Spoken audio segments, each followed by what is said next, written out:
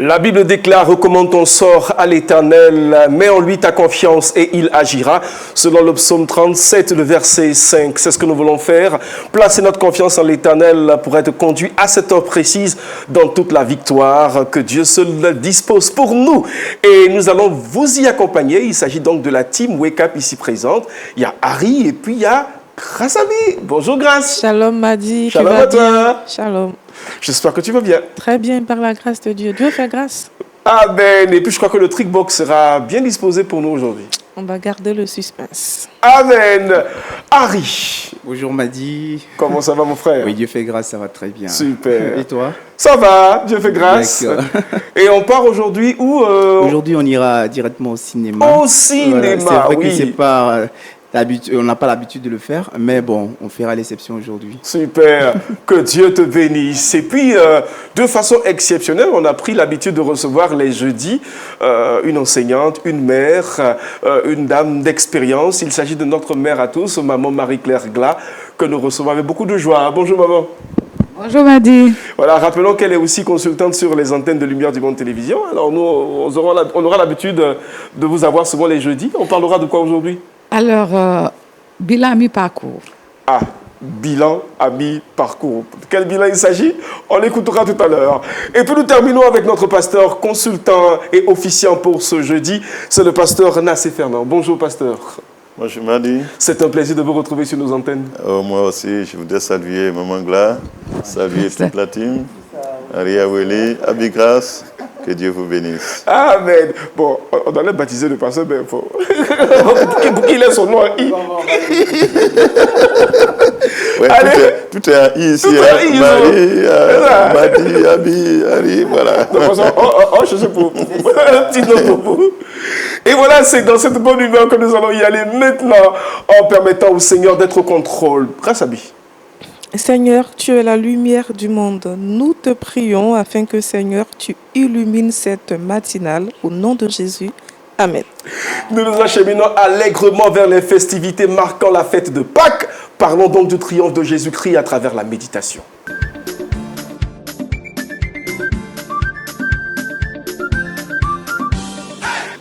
Pasteur. Oui, nous sommes à la veille des Pâques, j'ai failli le dire, pour ne pas entrer dans beaucoup de considérations. Mais je voudrais, à l'occasion de la Pâque, aborder encore ce thème. Il y a quelques thèmes que nous avons déjà abordés concernant la Pâque. Ce matin, nous allons parler du triomphe de Jésus-Christ. Et Jésus-Christ a triomphé, du diable et de ses démons. 2, il a triomphé de la mort.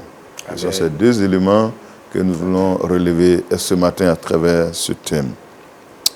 D'abord, du diable et de ses démons. Quand nous lisons Hébreux 2, verset 14, il dit « Ainsi donc, puisque les enfants participent au sang et à la chair, il y a également participé lui-même, afin que par la mort, il anéantisse celui qui a la puissance de la mort, c'est-à-dire le diable. » Là, il a dit clairement que par sa mort à la croix du calvaire, Jésus a anéanti celui qui a la puissance de la mort, c'est-à-dire le diable. Vous savez, dès le premier péché, Dieu avait déjà annoncé à travers Adam, à l'humanité, que la postérité de la femme va écraser la tête du serpent ancien et le serpent lui blessera le talon. C'est à la croix que l'ennemi a blessé les talons de Christ et c'est là aussi que la Bible dit Jésus a écrasé la tête du serpent ancien. C'est pour ça que la Bible dit, par sa mort, il a anéanti celui qui a la puissance de la mort, c'est-à-dire le diable. Il a vaincu non seulement le diable à la croix du calvaire, mais il a aussi vaincu tous ses démons. Tous ses démons, toute son armée, tous ceux qui travaillent avec lui ont été vaincus à la croix du calvaire. Et cela nous est rapporté dans Colossiens. Il est dit dans Colossiens qu'il a dépouillé Il a dépouillé les dominations, les autorités et les a livrées publiquement en spectacle en triomphant d'elles par la croix. Jésus-Christ a vaincu à la croix par sa mort. Il a vaincu les démons, toute la cohorte ennemie, toute l'armée des démons, des ténèbres ont été défaits à la croix du Calvaire. Je voudrais dire ce matin, à travers la mort de Jésus-Christ, la Bible dit, Paul dit, moi j'ai été crucifié avec Christ. C'est-à-dire, toi qui as accepté le Seigneur Jésus-Christ, qui a expérimenté ce qu'on appelle la nouvelle naissance, qui est passé par les eaux du baptême, la Bible dit que toi aussi, tu as été crucifié avec Jésus-Christ à la croix. Quand il mourait, tu es mort avec lui. Amen. C'est pour cela que, à travers sa mort, toi aussi, tu as vaincu le diable, tu as vaincu les démons, tu as vaincu les principautés et tous ceux qui travaillent avec eux. C'est pour cela que tu n'as plus besoin de craindre le sorcier, tu n'as plus besoin de craindre le diseur, un lanceur des malédictions. Tu n'as plus besoin de craindre un féticheur. Tu n'as plus besoin de craindre un malfaiteur. Il ne faut plus avoir peur d'aller au village. Il ne faut plus avoir peur d'aller revendiquer ton territoire. Je voudrais dire que tu as vaincu à travers Jésus-Christ toutes les hordes des ténèbres. Amen. Et comme tu as vaincu, alors tous ces pouvoirs qui assurément retenaient tes biens, ton élévation, ton succès, ton travail, ton mariage, tous ces pouvoirs qui les bloquaient sont vaincus. Tu les as vaincus à la croix du Calvaire et tu peux reprendre ton héritage. En t'approchant du Seigneur, en criant à Jésus-Christ, tu peux reprendre ce qui te revient. Jésus non seulement a vaincu les démons, a vaincu le diable, mais il a aussi vaincu la mort. Il a aussi vaincu la mort. Quand nous lisons Apocalypse 1, verset 8, il est dit, voici, j'étais mort, mais voici, il dit, je suis l'alpha, dit le Seigneur, celui qui est, qui était et qui vient, le Tout-Puissant. Apocalypse 1, le verset 8, il dit, j'étais mort et voici, je suis vivant au siècle des siècles. Il était mort, mais il est revenu à la vie et il vit éternellement. Mais la Bible dit encore que quand nous lisons Acte 2, verset 23 à 24, il est dit, cet homme livré selon le dessein arrêté, selon la préscience de Dieu, vous l'avez crucifié, vous l'avez fait mourir par la main des impies. Dieu l'a ressuscité en le délivrant des liens de la mort parce qu'il n'était pas possible qu'il fût retenu par elle. Il a vaincu la mort par la résurrection. Le seul ennemi qui dominait l'humanité et qui sera d'ailleurs le dernier ennemi à détruire, c'est la mort. Mais la Bible dit que par sa résurrection, Jésus a vaincu la mort. En même temps qu'il a vaincu la mort, nous aussi, nous avons vaincu la mort. Car la Bible dit, si nous sommes morts avec lui, nous ressusciterons avec lui. Celui qui est mort avec lui à la croix du Calvaire, qui a été crucifié avec lui et qui a été enseveli avec lui par les eaux du baptême, il connaît la résurrection spirituelle à travers les eaux du baptême. Donc l'apôtre Paul dit, alors nous sommes ressuscités avec lui. Désormais, nous sommes morts et nous sommes revenus à la vie. Je voudrais dire à mon bien-aimé qui est là, quand nous lisons Colossiens 2, il est dit, vous qui étiez morts par vos offenses, par l'incirconcision de votre chair, il vous a rendu à la vie avec lui en nous faisant grâce de toute offense. Il a effacé l'acte dont les ordonnances nous condamnaient et qui subsistait contre nous. Il a détruit en les clouant à la croix. C'est-à-dire, il a dit, il vous a rendu vivants. Désormais, nous sommes vivants. La Bible dit que l'homme était mort dans ses péchés. Et tous ceux qui n'ont pas Jésus-Christ sont regardés comme morts par Dieu, morts par leurs offenses, morts dans le péché. Mais celui qui a accepté Jésus-Christ, il a dit, il est rendu vivant. Nous sommes ressuscités avec lui. Et comme nous sommes ressuscités avec lui, alors nous aussi, nous avons vaincu la mort. C'est pourquoi je voudrais dire, chers bien-aimés, aujourd'hui, tu es mort. Ça veut dire quoi? Ça veut dire tu n'es plus la même personne qu'avant. Assurément, hier, tu as fait des alliances avec les puissants des ténèbres. Tu as touché à l'interdit quelque part. Peut-être les parents ont fait des pactes, des alliances qu'ils ont contractés avec les puissants des ténèbres et qui sont aujourd'hui réclamés contre ta vie. Mais dis à ces démons que tu es mort, tu n'es plus la même personne. Tu es revenu à la vie, tu es une nouvelle personne en Jésus-Christ. Désormais, tu as l'autorité, tu as le pouvoir sur toutes ces choses. Ils n'ont plus de pouvoir sur toi parce que tu es une nouvelle personne en Jésus-Christ. Je voudrais te dire ce matin que Jésus a triomphé pour que toi aussi tu triomphes. Jésus a triomphé de la mort pour que tu sois vainqueur.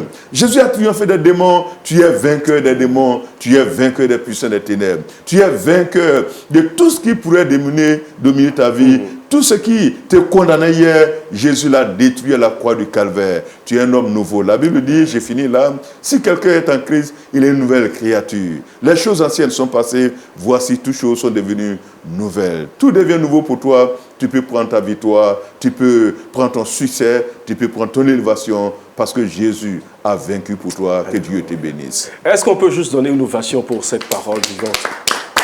Alléluia. Amen. Gloire à Dieu. Alors, j'ai voulu que nous puissions nous réjouir dans la présence du Seigneur, parce qu'une telle parole, c'est le fondement même de notre foi. C'est ce pourquoi nous nous sommes engagés, sachant bien sûr que nous avons tout en Jésus-Christ et nous sommes triomphateurs de la mort par son nom glorieux. Bon, Mangla. Oui. Je vraiment bénis le Seigneur pour ce message et dis merci au pasteur qui s'est vraiment laissé conduire, utiliser. Et de tels messages viennent vraiment pour donner aux chrétiens, aux enfants de Dieu que nous sommes, de prendre conscience de leur statut, de ce qu'ils sont devenus en Christ, pour pouvoir assumer, n'est-ce pas, cette identité face aux assauts de l'ennemi qui ne manquent pas, face à toutes sortes d'intimidations et surtout face à toutes sortes de mensonges, de ruses pour vouloir tenir les enfants de Dieu captifs. Et de tels messages réveillent leur esprit, réveillent leur conscience spirituelle pour qu'ils puissent exercer et manifester cette position que Christ leur a donnée, position de victoire, au lieu d'être victimes et craindre encore alors qu'ils doivent proclamer justement cette victoire par leurs actes. Il est encore temps pour vous d'accepter le Seigneur et de partager surtout ce direct à plus d'une personne. C'est une œuvre d'évangélisation, ça fera certainement énormément du bien à plus d'une personne. Harry, nous sommes à toi, cher frère. Je retiens que la mort et la résurrection de Jésus-Christ sont une victoire pour nous. Donc je veux juste exhorter le peuple de Dieu à prendre conscience de cette réalité et aller même au-delà en possédant cette victoire, cette nouvelle réalité.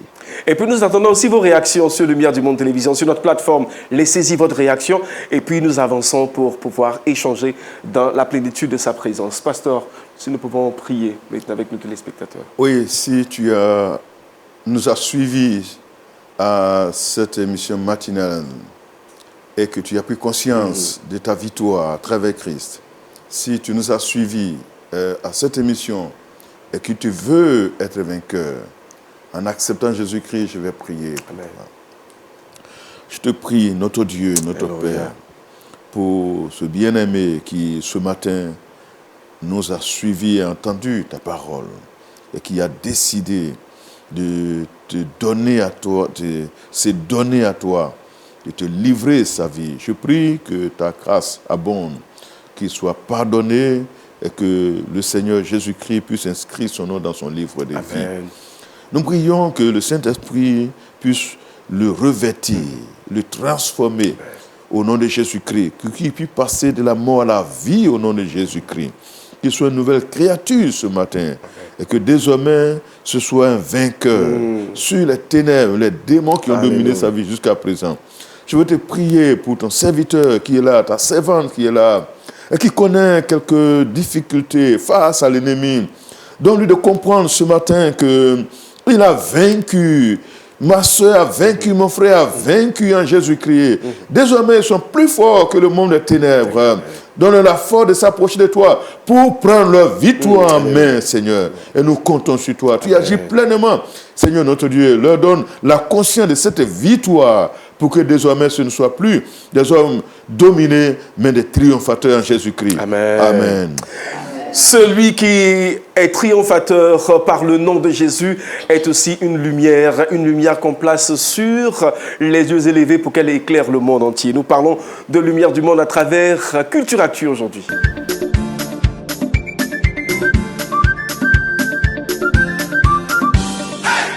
Et là, ça ne sera pas de LMTV dont on parlera, ça sera plutôt du cinéma. Et on nous invite juste à regarder ce film. Exactement. Destiné à un public familial, il faut dire que Lumière du Monde est un film d'animation chrétien qui a été produit par Salvation Point Project et réalisé par Tom Bancroft et John Schaffer.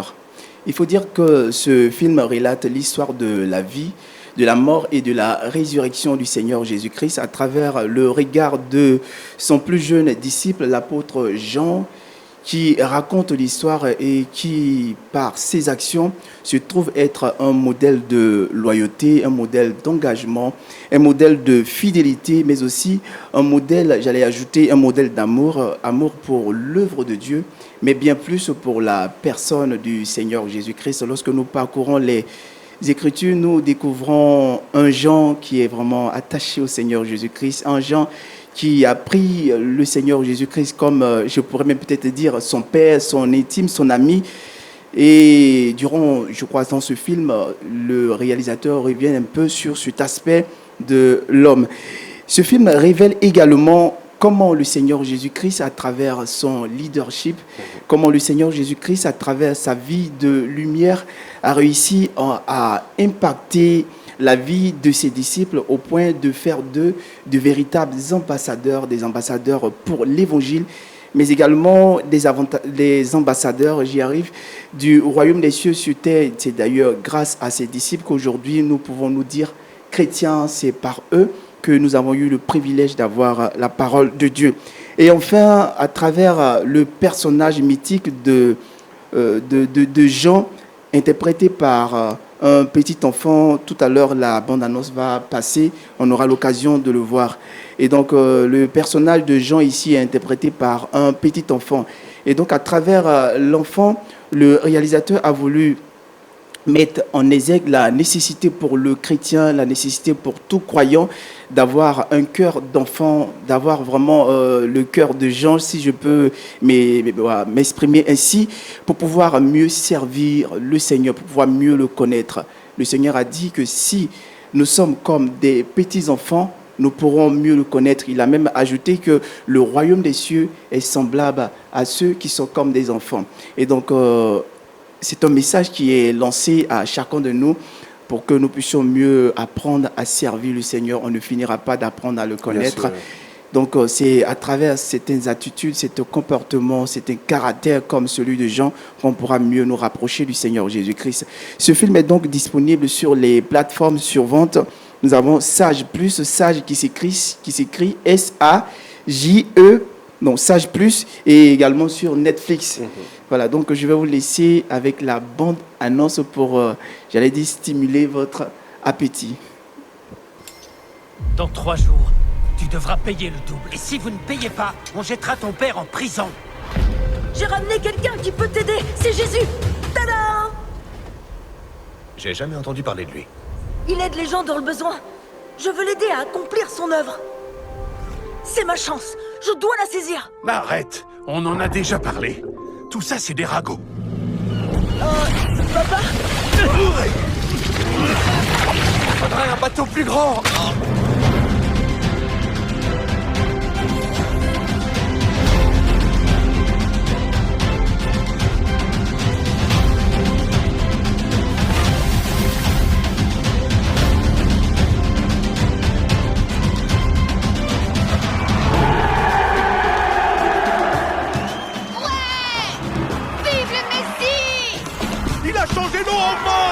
Jésus est le roi des rois!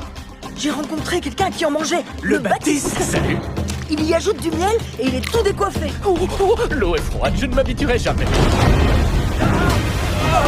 Approchez-vous! Donnez-vous!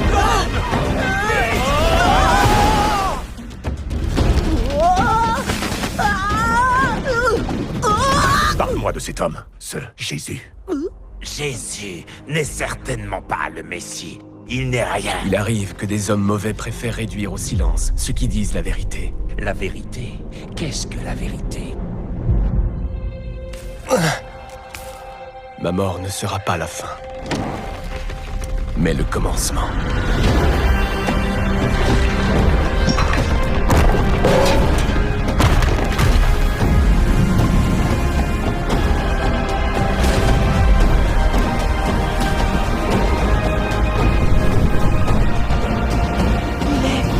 Il est la lumière du monde. Dessin animé d'un film d'animation, donc on pourrait tout de suite voir l'intérêt uniquement que des enfants. Mais comme je l'ai dit, c'est quelque chose qui peut se regarder en famille. Et quand on regarde, on jette un peu plus les regards dans ce film, on voit qu'il y a vraiment des leçons qu'on peut tirer de là. Et je l'avais dit, des leçons de loyauté, d'engagement, des leçons de passion, de fidélité et d'amour. Amour, nous savons que Jésus-Christ nous aime d'un amour inconditionnel. Et toutes les fois que nous sommes confrontés à l'amour inconditionnel, nous réalisons que nous n'avons pas encore réussi à aimer suffisamment. Et donc, il y a beaucoup à apprendre dans ce film. Amen, amen, amen, amen. Merci beaucoup, Harry. Alors, il a fait le point de chute qu'il fallait, permettre aux parents de télécharger le film. Et puis, en famille, on appelle les enfants et on se fait une bonne partie de cinéma. On apprend beaucoup de Jésus-Christ. Et puis voilà, la lumière du monde, c'est de ça qu'il s'agit. Voilà, pourra donc pénétrer le cœur de nos enfants. Amen. Permettons alors que nous puissions aller à la vidéo du jour. Comme on parle de cinéma, on reste dans la même dynamique en observant cette petite vidéo que nous vous proposons qui raconte l'histoire d'un SDF, un sans domicile fixe, à qui un piège a été tendu, mais le cœur de ce sans domicile fixe est à exploiter. On va en faire un commentaire tout à l'heure. Regardez cette vidéo.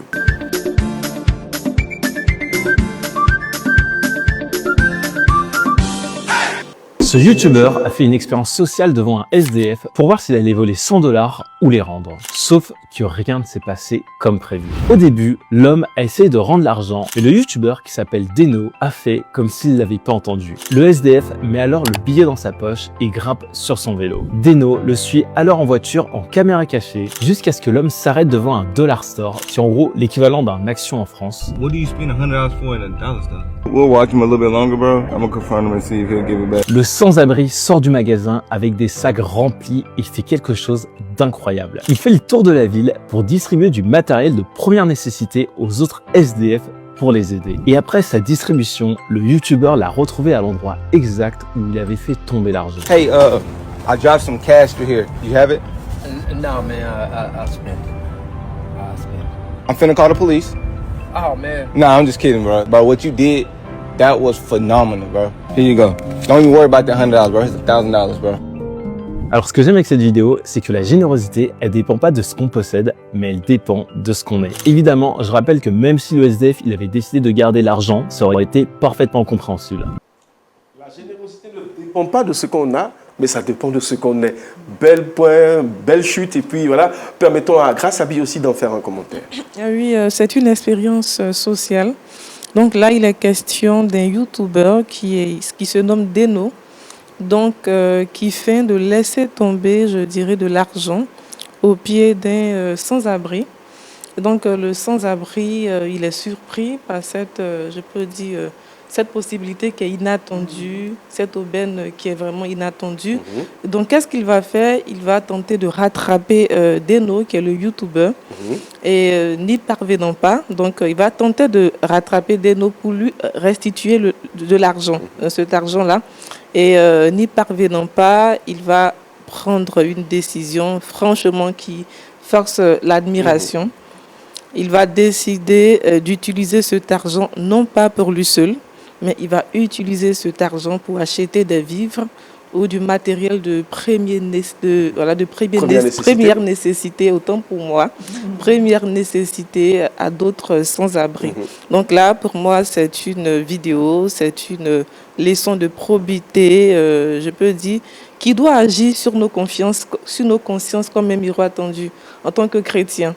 C'est une leçon de probité qui met en relief même l'égoïsme. Voilà, il n'a pas choisi l'égoïsme. Malgré sa précarité, il n'a pas choisi l'égoïsme. Il ne s'est pas apitoyé sur son sort. On sait qu'il est un sans-abri, il manque de tout et de rien. Donc, il ne s'est pas laissé dicter par cette situation-là. Cette situation ne lui a pas dicté sa conduite. Donc, on fait vraiment un clin d'œil à ce sans-abri qui nous laisse sans voix avec cette leçon. Merci beaucoup, Grâce. Avant que Harry ne prenne la parole, permettons un moment là d'intervenir. Parce que là aussi, je la voyais acquiescer. En tout cas, j'ai trouvé cette vidéo formidable. D'abord, un sans-abri est quand même un homme de valeur. Oui. Souvent, on a tendance à mépriser quelqu'un parce qu'il n'a pas d'argent. Et pourtant, ce qui fait l'homme, ce n'est pas ce qu'il a, comme cela a été bien dit, mais ce sont les valeurs qu'il incarne. Et il a besoin d'aide.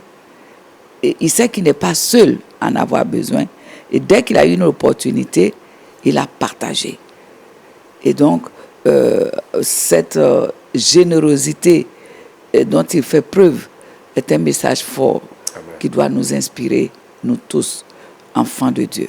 Il y a toujours autour de nous quelqu'un qui est dans le besoin, qu'il ne faut pas mépriser. Et il faut aussi enseigner ces valeurs-là à nos enfants. Ce n'est pas quand on en a beaucoup qu'on partage. On partage ce qu'on a. Et surtout, à l'exemple de ce sans-abri, partager avec ceux aussi qui ont les mêmes difficultés. Un message. Merci beaucoup, maman. Je retiens à travers cette vidéo un message très fort qui est lancé à chacun de nous et en particulier aux chrétiens. C'est vrai que la vie nous met très souvent dans bien des situations où la première idée qui nous vient tout de suite en tête, c'est chercher à s'en sortir, donc penser naturellement à soi. Et ce n'est pas vraiment mauvais de penser à soi-même, chercher à se tirer d'affaires, chercher à se tirer de certaines situations. C'est tout à fait normal, c'est tout à fait naturel. Mais lorsque, au-delà de la précarité, lorsque, au-delà de certaines situations compliquées, on réussit à penser aux autres, là, ça fait vraiment de nous des humains. Oui. Ça fait ressortir notre côté humaniste. Et je crois que c'est à cela que nous sommes appelés. C'est vrai que c'est un message qui est lancé à tous les hommes, mais en particulier, nous, chrétiens, le message retentit 2 fois plus. Parce que nous savons que nous avons reçu de Christ l'amour et cet amour, nous devons le donner à chaque fois. Combien de personnes dans les rues ont besoin de notre assistance, ont besoin de notre soutien et même nos amis à côté, nos collègues qui ont besoin qu'on leur montre de l'amour. Cessons de penser tout le temps à nous seuls, pensons également aux autres et c'est le message que je retiens à travers cette vidéo. Le pasteur, quel message retient-il ? Le message que je retiens, c'est le message d'intégrité morale. Amen. Un sans-abri, ce n'est pas un fou. C'est vrai. Vous savez, les sans-abri, c'est quelquefois même des responsables, mais pour des problèmes de couple, sont obligés de sortir de leur maison, n'ayant plus la possibilité de se prendre une autre maison, mais ils restent dans la rue. Donc, ils tombent dans la précarité. Mais malgré que cet homme soit tombé dans la précarité, il a gardé sa valeur morale. Oui. Voilà, son éthique, il est resté intègre. Voilà, cet argent, il sait que ce youtubeur ne lui a pas donné, mais il a laissé dans sa main les parties. Donc, comme ce n'est pas pour lui, bon, il a utilisé ça à des fins publiques. Il ne veut pas utiliser ça pour lui-même parce qu'on ne lui a pas donné. Donc, il a pris, il a acheté des trucs pour distribuer. Je suis sûr que les $100 qu'il a ramenés, qu'il lui a donné, au moins il lui a donné, il va prendre ça pour lui-même. Et peut-être il va se souvenir des autres dans son intégrité, dans sa libéralité. Mais le premier, c'est qu'on ne lui a pas donné, ça ne lui appartient pas. Donc, et comme le monsieur est parti, il ne le voit pas. La seule façon de rendre cet argent, il allait acheter et puis il l'a distribué aux gens. Voilà. Donc, en plus de ce qui a été dit, c'est quelqu'un qui a de la libéralité, qui a de la générosité, mais aussi et surtout, c'est quelqu'un qui a une valeur morale, une intégrité morale. Voilà, c'est un peu ce que je veux dire. Je comprends pourquoi le youtubeur revient vers lui pour lui faire encore notre don. Je crois que c'est de cela qu'il s'agit. Au fur et à mesure que nous posons des actions qu'il faut, l'Éternel s'en souvient toujours. Que Dieu nous bénisse. Et puis poursuivons cette conversation chez vous. Et puis si l'envie vous prend de laisser une réaction, faites-la, laissez cette réaction. Voilà, faites-la. Et puis, sur notre plateforme Facebook, on pourra donc lire et puis échanger ici sur un plateau sur vos différentes réactions. Il est temps pour nous d'aller à l'invité du Wake Up et nous recevons Maman Marie-Claire là.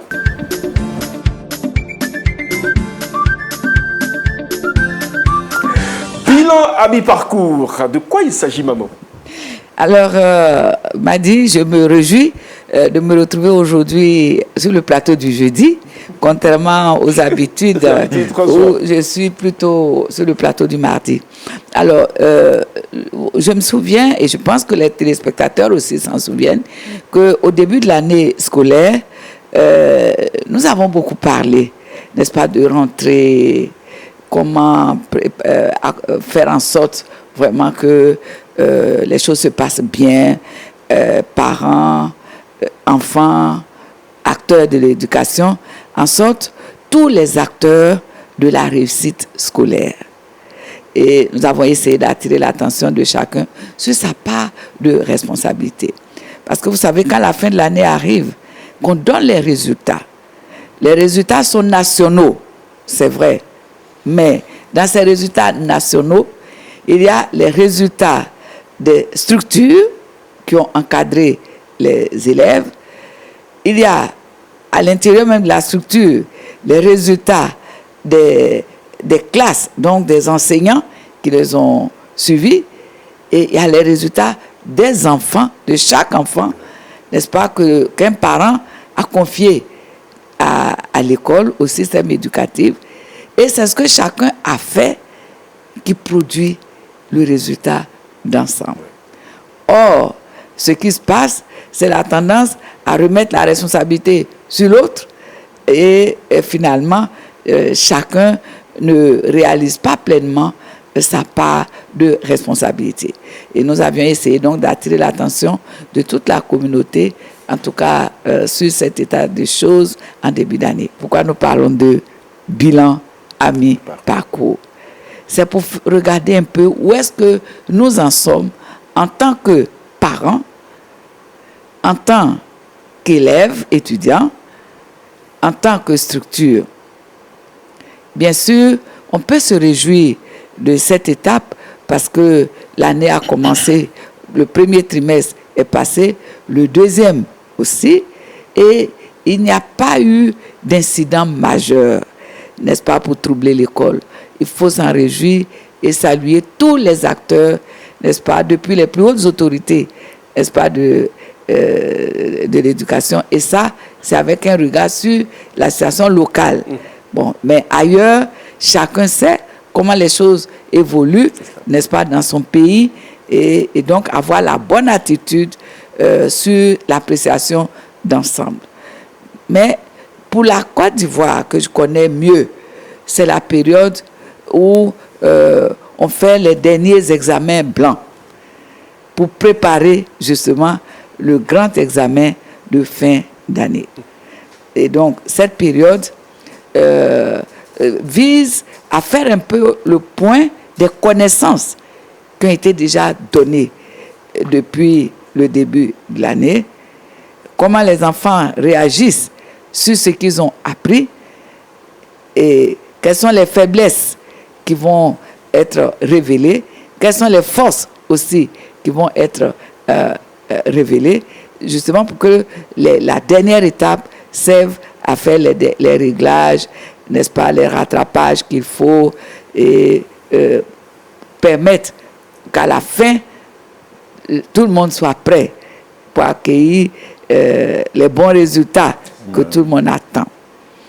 Mais dans le détail, les parents qui étaient interpellés en premier, puisque c'est eux qui inscrivent les enfants, comment vous avez vu les résultats de vos enfants, le premier et le deuxième trimestre?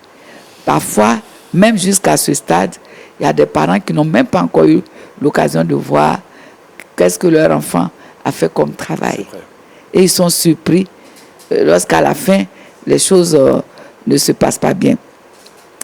Je rappelle ici un exemple que j'ai connu personnellement où, justement, par rapport à ces dispositions, j'ai demandé qu'on appelle un parent, n'est-ce pas, pour en savoir plus sur les raisons pour lesquelles l'inscription même aux examens de l'enfant n'était pas encore faite. Et quand on dit le nom de l'établissement, il demande, c'est là-bas qu'il est. Mais je pensais qu'il était, ça veut dire qu'il ne savait même pas dans quel établissement se trouvait son enfant. Alors, c'est le lieu de rappeler aux parents quels sont les résultats. Et souvent, les enfants eux-mêmes vont vous dire, le professeur n'a pas encore calculé. Alors que l'enfant doit calculer lui-même d'abord sa moyenne, pour être sûr que ce que le professeur communique, qu'il n'y a pas d'erreur. Alors, rendez-vous donc à l'école. Si vous n'avez pas encore reçu les bulletins, on sait que les bulletins se tiennent déjà prêts à l'établissement. Il faut que vous ayez les résultats du premier et du deuxième trimestre pour vous donner les moyens de voir où il faut mettre l'accent, n'est-ce pas, sur l'accompagnement de l'enfant. Les enfants, les élèves eux-mêmes sont concernés. Montrez l'intérêt à ce que vous faites. Ne passez pas le temps à dire on ne nous a pas encore dit combien on a eu. C'est ton travail d'abord. Et tu dois pouvoir le réaliser. Et s'il est bon, t'en réjouir. Et s'il n'est pas bon, te donner aussi les moyens de les corriger. Les structures aussi. Souvent, il y a quelques difficultés. Il y a des parents bien responsables qui vont vers les structures, mais qui ne reçoivent pas toujours les réponses qu'il faut sur les préoccupations qui concernent leurs enfants. Et souvent, certains agissements qui ne sont pas corrects, qui se font, et il faut qu'en allant vers l'école, les structures soient en mesure de fournir les bonnes réponses, de rassurer les parents, de les alerter quand vraiment la ligne rouge, n'est-ce pas, se fait sentir. Mais la chose dont il faut se méfier, en tout cas ce qu'il faut éviter, c'est de se mettre dans tous ces états quand on constate qu'il y a des difficultés. On a vu les bulletins ne donnent pas beaucoup d'espoir, alors c'est la colère. La colère est une mauvaise conseillère. Elle ne va pas régler le problème. Il faut plutôt être calme, il faut plutôt être posé. Il faut montrer, en tout cas à son enfant, que là où les choses sont, si elle reste là, ben, c'est tout droit vers une catastrophe. Mais l'entourer au mieux pour qu'il se ressaisisse et pour que les choses qui peuvent être rattrapées soient rattrapées. Sous l'effet de la colère, on peut renvoyer l'enfant de la maison. Sous l'effet de la colère, on ne veut plus lui donner le transport pour aller à l'école. Sous l'effet de la colère, on veut même aller à l'école et puis régler les comptes aux enseignants ou, n'est-ce pas, à l'éducateur. Sous l'effet de la colère, c'est des menaces et parfois des paroles qui vont blesser, qui vont frustrer et qui vont certainement étouffer encore un enfant qui exprimait là une blessure intérieure. L'éducation, c'est une responsabilité à tous les niveaux. L'enfant lui-même qu'on éduque, le parent qui éduque, les structures à qui les enfants sont confiés pour l'éducation. Et c'est tout le pays qu'on est en train de bâtir à travers l'éducation. Aucun geste n'est banal. Aucun acte n'est sans conséquence, soit heureuse, soit malheureuse. Et c'est un grand ensemble, mais dans ce grand ensemble, la responsabilité de chacun compte. Et donc les actes que nous allons poser à cette étape où nous allons nous acheminer vers la période même des examens, ça doit être des actes qui nous rapprochent, tous les acteurs ensemble, pour que justement les résultats escomptés soient obtenus et qu'à la fin, on crie de joie, on crie la victoire, au lieu que ce soit les pleurs et les lamentation. Et pour les parents chrétiens, le Seigneur Jésus au cœur de tout ça, dans la prière, dans les supplications, avec des actions de grâce. Que Dieu donc nous conduise dans la mission éducative qu'il nous confie en tant que parents, en tant qu'enfants, en tant qu'acteurs de l'éducation, et que le pays en soit béni. Amen. Amen. Et là, c'est l'enseignante d'expérience qui parle. Amen. Pasteur, contribution. Oui, je crois que de tels avertissements, de telles instructions sont tellement fondamentales pour la réussite de nos enfants. Je suis sûr que ce qu'elle a dit, nous sommes concernés. Il arrive que, tellement préoccupés par autre chose, bon, on ne s'intéresse pas trop aux résultats des enfants. On attend juste la fin d'année et puis souvent on est beaucoup surpris. Donc vraiment, ce sont ces éléments. Il faut inviter tout le monde à assister à ces éléments et puis vérifier, voir avec les enfants quel a été leur niveau jusqu'à présent. C'est-à-dire, ça y est de voir leur bulletin à un moment-là. Voir leur bulletin, leur travail, voir qu'est-ce qui ne va pas. Je crois que c'est bienvenu en tant que parent. Voilà. Parce que si comme on est à mi-chemin, ça nous donne l'occasion de corriger les choses pour ne pas être surpris en fin d'année. Et si vous avez une question également, chers téléspectateurs, laissez-la simplement en commentaire sur notre plateforme Facebook et puis nous l'acheminerons à qui de droit. Et comme Amangla reviendra bientôt sur nos antennes, elle pourra vous répondre. Nous sommes en train d'aller allègrement vers la fin de cette matinale. On ne partira pas sans le Trickbox.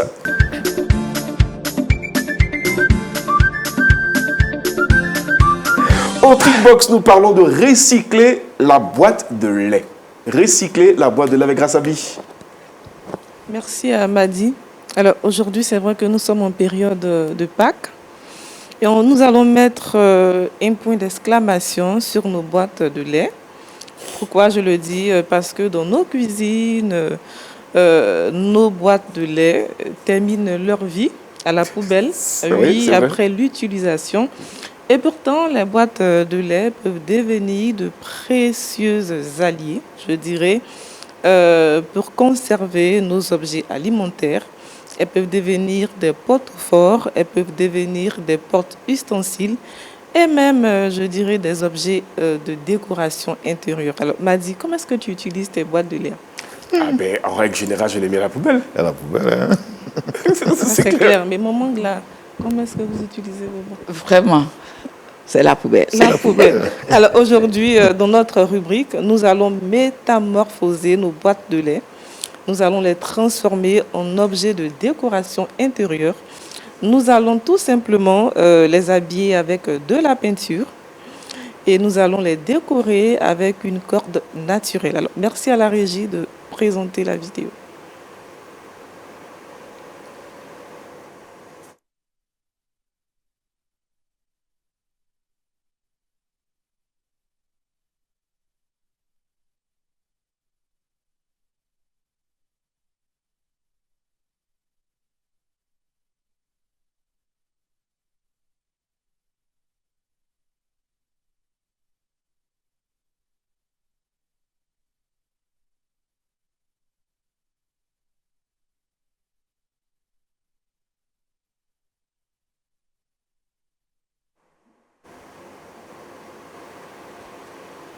Merci à la régie. Oui, parce que là, nous sommes dans un monde où tout semble jetable. Donc, le fait de recycler nos boîtes de lait, je pense que c'est un acte aussi de responsabilité. C'est cela. Parce que ça permet aussi de participer à l'environnement. Je suis tout à fait d'accord avec toi. Super. Bon, maintenant, c'est d'avoir le temps de faire tout ça. Sinon... non, mais en tant que femme, c'est possible. Peut-être que vous, les hommes, c'est un peu compliqué. Mais nous, les femmes, je pense qu'on peut le faire. C'est sûr. C'est sûr. Harry certainement conseillerait à quelqu'un de le faire pour lui. Non, c'est pas mal. Je trouve ça écologique. Voilà, il faut redonner vie à ce qui semblait être mort, ce qui semblait être inutile. Et c'est en cela que je crois nous relevons aussi la capacité humaine à pouvoir vraiment être capable de se réinventer. Et puis Harry garde le micro et nous terminons avec lui, avec le saviez-vous. Bon alors, qu'est-ce qu'Harry nous dit aujourd'hui? Il dit, est-ce qu'on connaît ce qu'on appelle les plantes carnivores? Les plantes carnivores, est-ce que vous les connaissez? Moi j'ai envie de découvrir avec Harry pour le saviez-vous.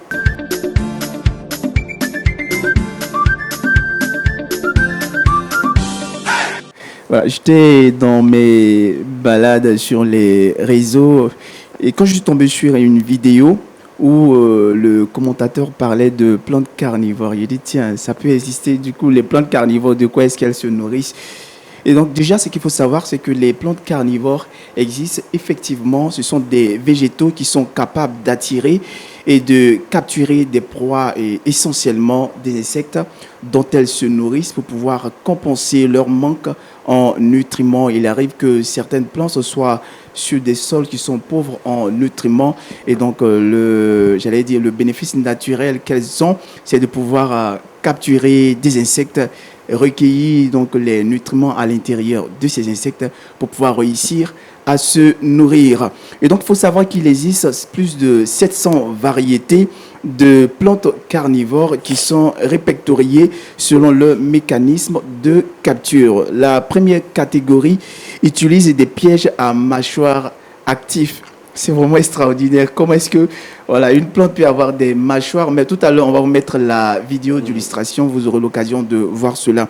Donc, des pièges à mâchoire actifs, qui se referment automatiquement dès qu'un insecte touche les poils sensitifs.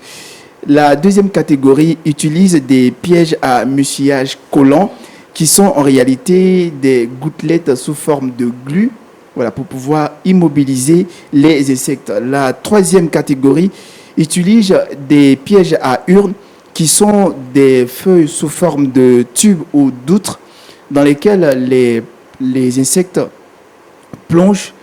Et une fois qu'elles plongent dans ces tubes-là, automatiquement, elles s'y noient, elles s'y noient, et puis la plante récupère les nutriments. La dernière catégorie utilise des pièges à aspiration aquatique en aspirant de minuscules organiques aquatiques en une fraction de seconde. Alors, il faut savoir que la nature ne cessera pas de nous surprendre. La nature est vraiment remplie de choses extraordinaires et c'est tout cela qui fait vraiment la beauté de la nature, mais également qui fait vraiment, qui fait penser à la grandeur de Dieu. Et donc, comme je l'avais dit, on a une vidéo pour vous, pour pouvoir vous permettre de voir de manière illustrée ce que je viens de dire.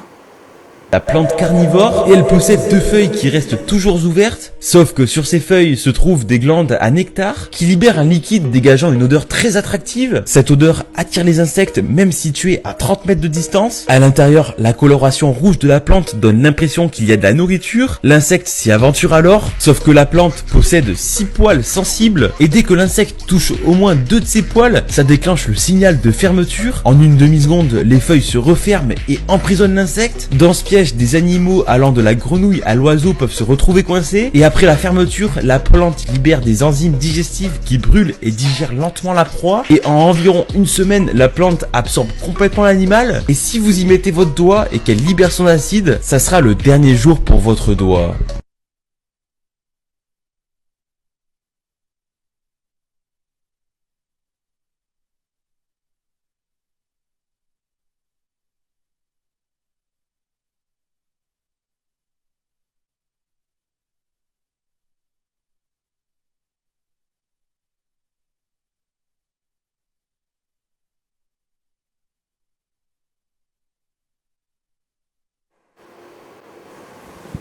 Ça se passe de commentaires. Ouais, ça se passe de commentaires, franchement. Raison de plus vous faire attention quand on est en brousse. Exactement. Il y en a encore des plantes qui sont beaucoup plus géantes. Qui sont capables vraiment de faire, même comme l'image le montrait tout à l'heure, c'est un homme qui a réussi à empoisonner son doigt. Donc, ces plantes sont capables même de menacer même l'être humain. C'est vrai. Voilà, donc, tout cela, ça fait partie de la nature. Wow. Merci beaucoup, Harry. On apprend beaucoup avec toi. Que Dieu te bénisse. Pasteur, nous avons terminé cette matinale. Quel est votre mot de conclusion? Oui, la conclusion, c'est que bientôt c'est la Pâque. Ça doit nous rappeler le triomphe de Jésus-Christ. Amen. Voilà, on ne la fêtera pas comme une fête ordinaire, mais on doit se souvenir de l'œuvre que Jésus a accomplie à la croix pour nous. Amen. Et puis Lumière du Monde Télévision viendra certainement pour déployer tout le programme de Pâques pour que nous puissions demeurer dans la présence de Dieu en prière. Nous terminons avec Maman Gla. Effectivement, comme toutes ces occasions de la matinale sont des occasions de grande bénédiction, connaissance spirituelle. Et ce matin encore, nous avons été vraiment bénis par ce message fort qui nous interpelle, en tout cas qui ouvre notre esprit sur notre position de victoire. Amen. Et bon, toutes les autres connaissances que nous avons eues, le cinéma, ces astuces pour vraiment recycler les boîtes de lait et ces dernières vidéos avec ces plantes qui manifestent encore la puissance et la grandeur de Dieu qu'on ne finira pas de découvrir. Que le nom du Seigneur soit béni avec cette belle animation. Amen. Merci beaucoup, maman. Verset boussole pour terminer avec grâce. Le verset boussole qui met un point final à cette émission se trouve dans Hébreux 2, verset 14, que je cite. Ainsi donc, puisque... C'est ça, non? C'est ça. Non, je vais répondre. Alors, le verset boussole qui met un point final à cette émission se trouve dans Hébreux 2, verset 14, que je cite. Ainsi donc, puisque les enfants participent au sang et à la chair, il y a également participé lui-même, afin que par la mort, il anéantit celui qui a la puissance de la mort, c'est-à-dire le diable. Allez, c'est ici que nous mettons, comme elle a tantôt dit, un point final à cette émission. Demain, c'est vendredi. Retrouvez Nami Siloué à qui nous faisons un petit coucou. Et puis, on se prépare pour la Pâque, pour rentrer dans cette grande célébration, dans la victoire de Jésus-Christ. Sur ce, bonne suite de programme sur nos antennes de Lumière du Monde Télévision. Et avec la team, nous disons shalom. Shalom.